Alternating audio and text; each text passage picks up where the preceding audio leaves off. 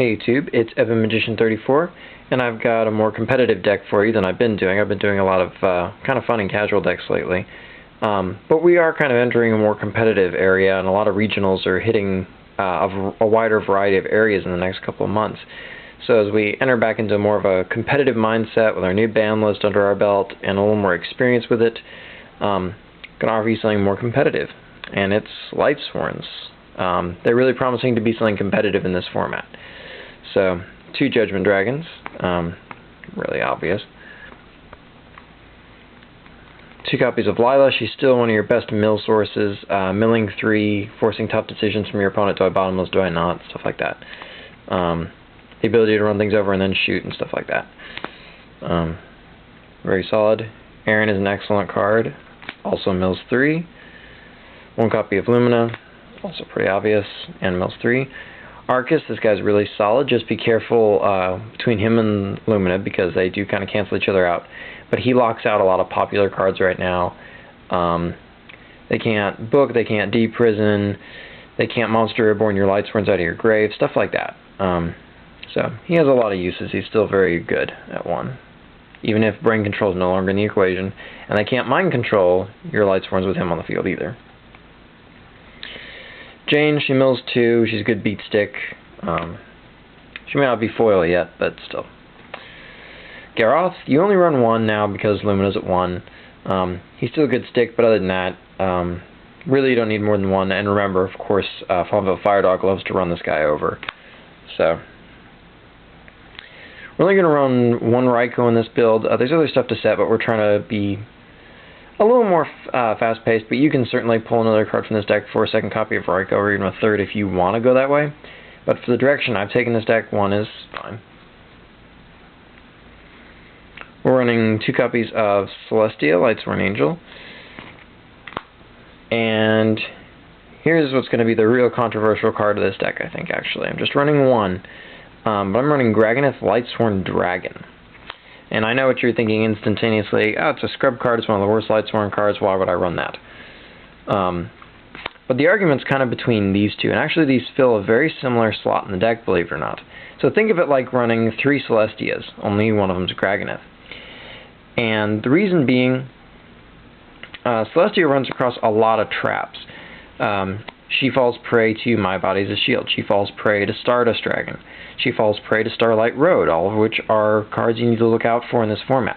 None of them catch this guy. This guy bypasses all that stuff. And you might say, well, this guy's just going to get bottomless. Well, she gets bottomless too, and odds are very good that one of the cards she destroys would be the bottomless at the same time. So actually, they don't really cover much more. Although I will say that if bottomless does go off, it's better to have Celestia than to have Graganeth.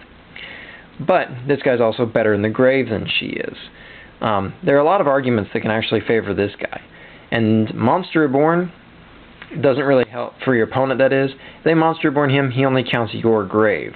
So he doesn't come out as some giant tank on their side. He only does it for you. Not only that, but he's a 6-star monster. He can easily swing kills. And in a lot of situations, he can kill when she can't. Yeah, basically stated the whole argument right there. And I've been playtesting it, and so far I've been really impressed with this guy. Most of the situations where he's bad, she'd be bad too. So I'm going to test it more and see.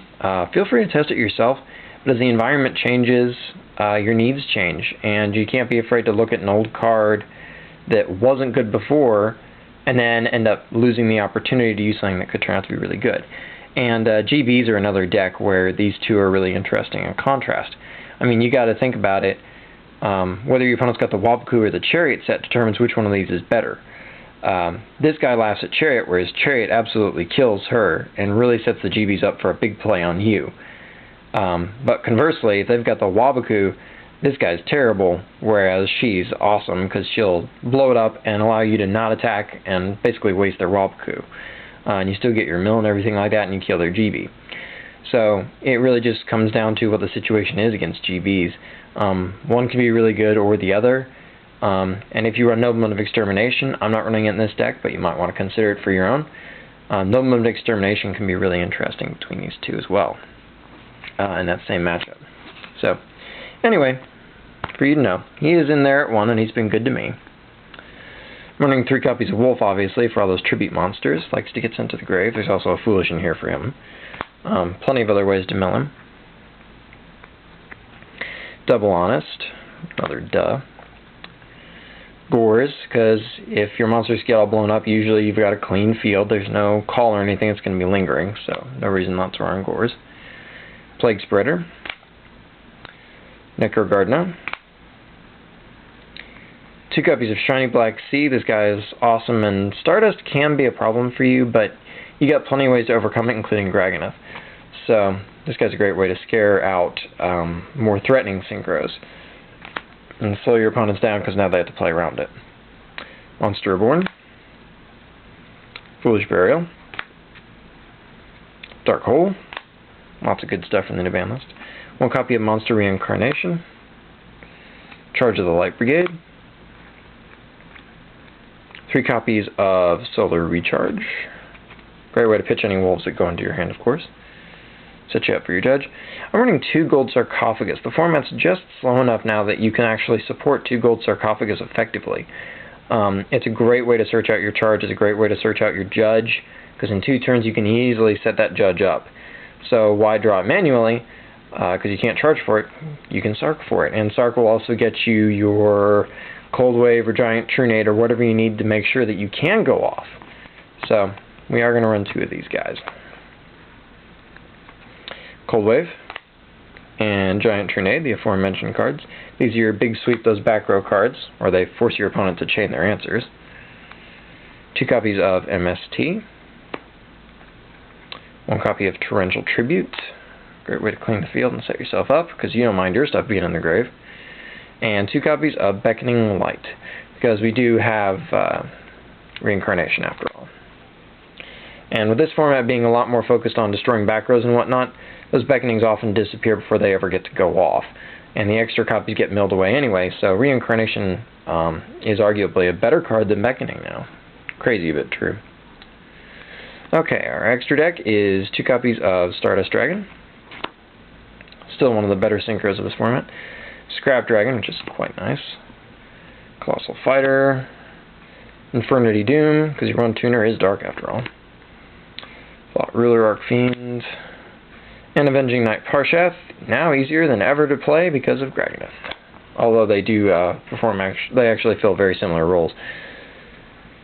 Alright, Black Rose Dragon. Scrap Archfiend.